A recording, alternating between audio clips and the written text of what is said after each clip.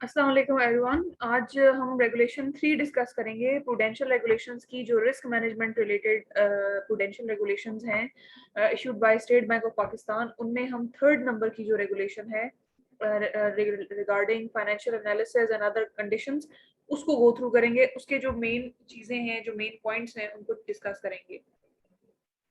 जैसे हमने लास्ट जो डिस्कशन की थी वीडियो में, मैंने उसमें बताया था रिगार्डिंग एक्सपोजर लिमिट्स के बारे में, और एक्सपोजर लिमिट्स जो रेगुलेशन नंबर 2 थी was regarding the contingent liabilities. ये जो रेगुलेशन है, ये हमें फाइनेंशियल एनालिसिस के बारे में बताती है कि जब भी कोई एक्सपोजर लेता है, मतलब बैंक या डीएफआई, वो किसी भी पर्सपेक्टिव में हो सकता है। फॉर एग्जांपल, अगर रिन्यूअल है, एनहांसमेंट है, रीस्केड्यूलिंग कर रहे हैं, रिस्ट्रक्चरिंग है, किसी भी पर्सपेक्टिव में जब आप एक्सपोजर अपना लेते हैं, यानी कि आप इसको वो जो भी आपने फैसिलिटी दी है अगली पार्टी को, उस सिलसिले में तो आपने उसको रिव्यू करना है। मतलब कुछ भी एक्टिविटी को करने से पहले, दोबारा से करने से पहले, you have to review it. आपने उसके जो फाइनेंशियल्स हैं इस कंपनी के, उसको आपने दोबारा से स्टडी करना है। ये एनुअल रिव्यू भी हो सकता है। तो उस सिलसिले में फॉर एग्जांपल, जब बैंक ये में से कोई भी काम करता है और वो फाइनेंशियल एनालिसिस और उसको रिव्यू करना चाहता है, एनुअल रिव्यू करना चाहता है, तो उसके लिए वो क्या करेगा, उसके लिए फाइनेंशियल स्टेटमेंट्स को वो हर बोरोवर की, वो इंडिविजुअल ऑब्लिगोर हो या वो ग्रुप में हो, उसकी फाइनेंशियल स्टेटमेंट्स की कॉपी लेगा। अच्छा, अब अगर इसमें कुछ कंडीशंस हैं, फॉर एग्जांपल अगर तो जो कंपनी है या जो बोरोवर है, फॉर एग्जांपल इंडिविजुअल है या जो कंपनी की बात हो रही है, अगर तो वो कंपनी पब्लिक लिमिटेड कंपनी है, तो उस केस में चार्टर्ड अकाउंटेंट्स होंगे जो ऑडिट करेंगे इन फाइनेंशियल स्टेटमेंट्स को। अगर जो कंपनी है वो सब्सिडरी है पब्लिक कंपनी की, या वो कोई प्राइवेट कंपनी का भी आगे अलग सिनेरियो आएगा, उसमें मैं बात बताऊंगी आपको।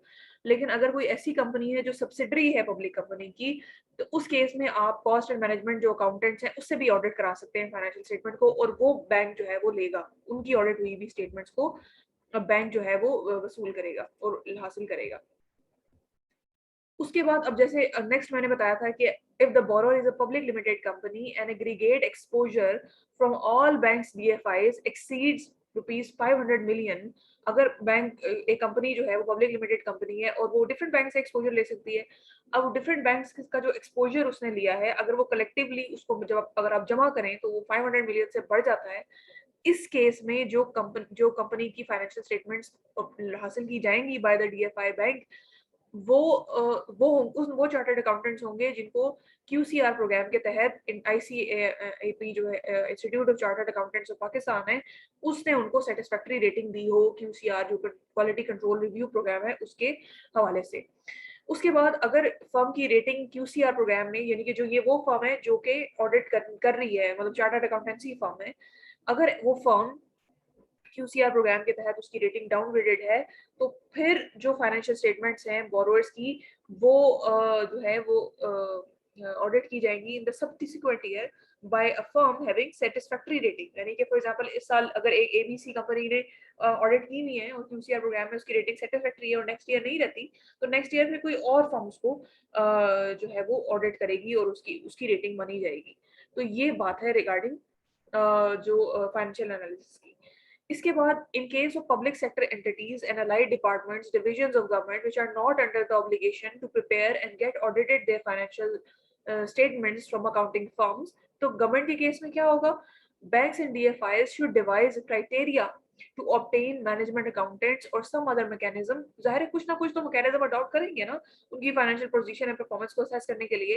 हालांकि वो लीगली तो वो रिक्वायर्ड नहीं है कि वो जो है ऑडिट कराए अपनी फाइनेंशियल स्टेटमेंट्स, लेकिन स्टिल बैंक से डीएफआईज कोई क्राइटेरिया बनाएंगे जिसमें उनको असेस किया जाएगा। Board of Directors of the banks and DFI shall approve a credit policy prescribing a minimum current ratio and a linkage between borrower's equity and its total financing facilities from all the financial institutions।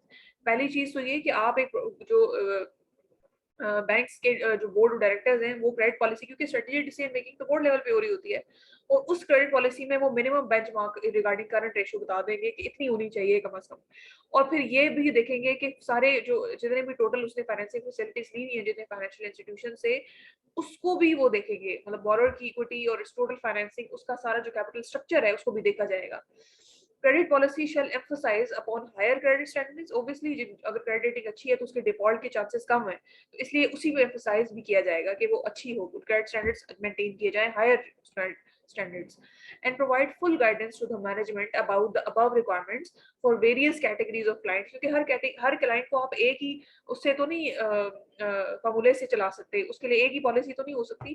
Different clients की different requirements हैं, different needs हैं, उसके accordingly आप उन्हें लेके चलते हैं। उनके रिस्क लेवल डिफरेंट होते हैं, रिस्क मिटिगेशन जो आप कर रहे होते हैं हर क्लाइंट की कुछ डिफरेंट होती है, उनकी एपेटाइट के अकॉर्डिंगली होती है, उनके फाइनेंशियल जो क्रेडेंशियल्स हैं उनके अकॉर्डिंगली आप करे होते हैं, तो वो फिर उसके बारे में उनको प्रॉपर मैनेजमेंट को गाइड किया जाएगा। तो ये बात है।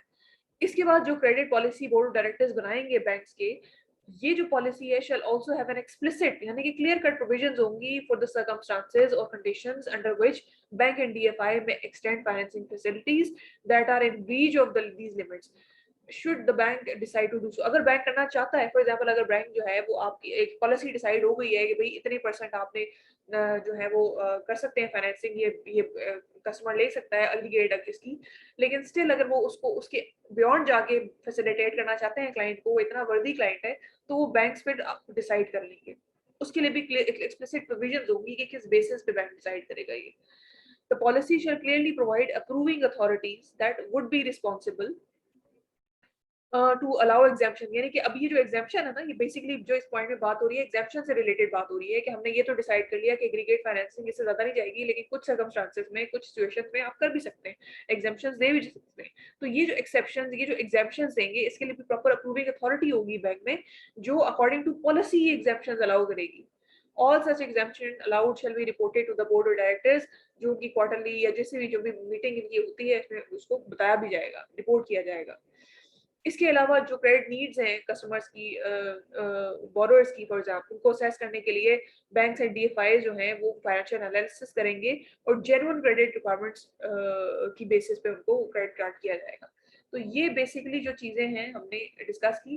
अब जब चूंकि इस वाली रेगुलेशन में क्रेडिट एनालिसिस की बात हो रही है, तो जब आप क्रेडिट एनालिसिस की बात करते हैं तो उसके लिए फिर कुछ डॉक्यूमेंटेशन भी है। फॉर एग्जांपल जैसे ये क्रेडिट रिपोर्ट है, आपने सुना होगा कि बैंक ईसीआईबी जो है वो इशू करते हैं, तो ये उस तरह से है कि आप उसको इवेलुएट करते हैं, तभी तो पता चलता है ना कि कितने कहाँ से उसने फैसिलिटी ली हुई है। बेसिक फैक्ट शीट होती है बोरोअर से, उसको उसमें जो सारे उसमें प्रॉपर एक एनेक्जर बना हुआ होता है जिसमें सारी चीजें बताई गई होती है कि क्या क्या इंफॉर्मेशन रिक्वायर्ड है फ्रॉम द बोरोअर, तो ये चीजें सारी उसमें होती हैं। तो ये बात है बेसिकली इसमें। अच्छा, अब ये चीज जो क्रेडिट रिपोर्ट है इसमें bank and DFI shall ensure that CIB report is not older than 2 months at the time of approval of credit limits.